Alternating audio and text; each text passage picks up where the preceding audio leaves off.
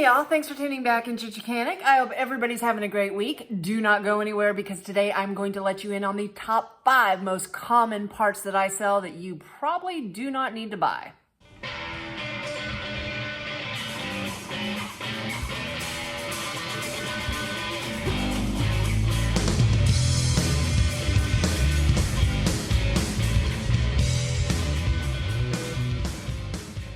But before we jump into today's video, if you're a fan of saving time, money, and frustration while fixing your own small engine equipment while watching in-depth tutorials, you've come to the right place because that's what I do. I upload a couple times a week, and if that sounds interesting, hit that like button, smash that subscribe, and don't forget to hit the notification bell. And please leave a comment. I love to read through the comments, and I will reply to all the early commenters. Man, I've said that a lot of times. Now, I'm not saying that 100% of the time you don't need these parts, because it is possible that you might. But what I am saying is 90% of the time when I have a customer come into my shop and ask for one of these 5 parts, I ask more questions to find out what is going on with their unit. And most of the time, the part they're asking for is not going to help what they need it for. Now, to start off, nobody comes and sees me unless they have problems, which means their machine is either not running or not running correctly. And the number one most common part that I have people come in and ask for at the shop thinking that it's going to make their machine run is spark plugs. Now, don't get me wrong, I sell 1,000 plugs a year. It is good to put a fresh plug or clean your plug in your unit to make sure that it's running at its full potential. But I can tell you for a fact that out of all the plugs that we put in things, 98% of them are not what makes it run. Unless you have a steel 4-mix. And those take either a CMR 5H, CMR 6H, something like that. Now this is that tiny little plug that they put in their 4-mixes.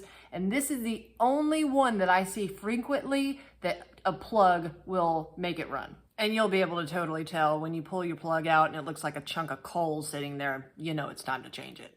All right, the second most common part customers ask for that they usually do not need, primer bulbs, purge bulbs, whatever you want to call them. I don't know, I'm stuck in my ways, I call them primer bulbs. Now, it doesn't matter if they're on a 2-cycle, on a 4-cycle, if there is not a crack in your primer bulb, purge bulb, if it is not visually broken, it is probably fine. There's nothing wrong with it. The majority of the time, I will ask a customer, what's going on? Is it cracked? They'll say, no, it's not priming. This has nothing to do with it not priming. If your primer bulb is still fully intact, it should work. If it's not pulling any gas through the carburetor, it is something in your fuel filter, your fuel lines, or in the diaphragms in your carburetor, or something stuck in your carburetor. It has nothing to do with your primer bulb. Number 3. Fuel pumps. Now, when a customer is having a gas-related issue on their riding lawnmower, a lot of times when they're troubleshooting, they think that it might be the fuel pump. The majority of the time, though, it's not. And I will ask when they come in because I'm not going to return one that's been used. So when they find out that's not what they needed, I always ask questions to make sure it is what they really need. First thing I ask, have you tested it? The majority of the time, most customers say they haven't. Now, they're really simple to check. So you have 3 lines coming out of your fuel pump.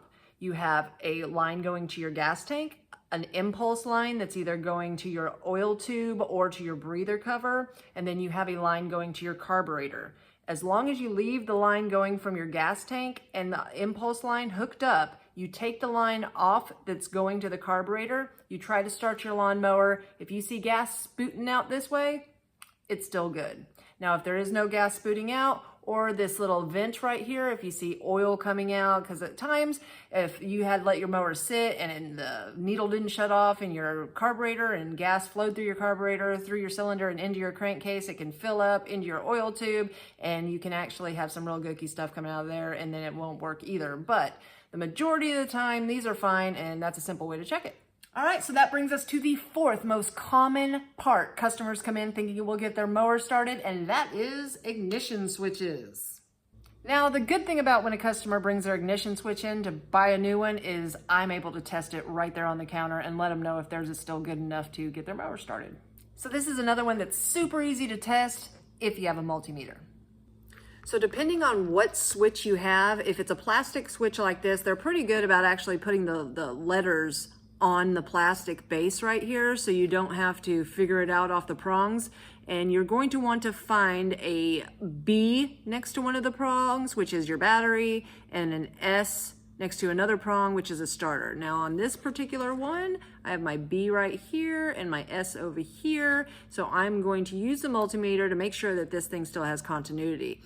But if you have a metal ignition switch, a lot of times you cannot find all the letters on the plastic base. You will actually have to scratch off your debris and rust and whatever might be on the prong, and sometimes you even have to bend them back just a little bit just so you can see what letters are on there, because they're stamped into the prongs and not on the plastic base. All right, so I'm going to turn my multimeter on to 20,000 ohms. And 1 means no continuity. When you put it together and it goes back to 0, that means you have continuity. So you're going to find your B for battery, S for start, and it helps if you have somebody to hold it for you while you do this, because sometimes it's not that easy to do it all with one hand. So I'm going to put, because you don't want it touching any other prongs when you do this. So I'm going to be putting one in there carefully, and I'm going to put one in my starter prong. Just boop, boop, boop, come on. And then as I have that, I'm going to turn the key, and you can see we're back to 0. So we have continuity and we have a good switch to start the mower. Now it doesn't mean it's going to kill it, but it does mean it's going to start. Now, if you don't have a multimeter, I will leave a link in the description box below, along with all the other tools that I recommend. For number 5, one of the most common parts customers come in thinking they need it to start their equipment, and most of the time it's not, is a very expensive part that I hate to sell to customers if it is not what they need, and that is a starter. Starters are getting crazy expensive these days too. I mean, Briggs & Strattons are usually around 100 plus, the Kohlers are 150 plus, and if you got a Kawasaki, that bad boy could be $250 to $400. You do not want to buy a starter if you don't need it. Now, these come with a ton of questions when a customer comes in wanting to buy one. I don't just sell people parts just to make money. I want to make sure that I'm selling the right part, because I don't like seeing people come back over and over again, and I hate diagnosing electrical issues. But sometimes you've got to go through a few steps before you purchase parts. First thing, you can't always trust a new battery. I can tell you from experience, I have bought tons of batteries that did not work when I got them back to the shop. So always make sure that the battery is not the issue. Also, whenever you hook up the terminals to your battery, if you don't have them super tight, it can be an issue. Next, you go to your solenoid. I've seen brand new solenoids that are stuck and won't engage, and that could be your issue.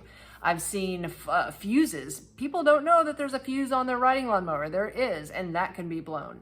Not to mention you have safety switches, and those go out all the time, and those are only 16 bucks instead of $100 to $400. But you probably have at least 3 safety switches on your mower, and I know you don't know where they are or what they do, but they're there and they could be the culprit. Next, we'll get to your starter. You feel like your starter is the issue, take it off and take it to an O'Reilly's, AutoZone, a local lawnmower shop, and they can, put it on a tester and see if it's actually spinning good. A lot of times you'll know if it's got a grindy feel to it, it's not good anymore. But a lot of times it's not the issue, and I would hate for you to spend that much money and it not be the problem. So like I said, you might need one of these 5 pieces, but it is quite possible that you don't. So hopefully this video will save you time, money, and frustration in the future. If you haven't found us on Facebook yet, find us at facebook.com/Chickanic. Find us at Chickanic.com, where you can get your own Chickanic t-shirt, hoodie, or long sleeve shirt, or at Instagram at The Real Chickanic, where I post things you do not see on other social media. Thanks again. Have a great day.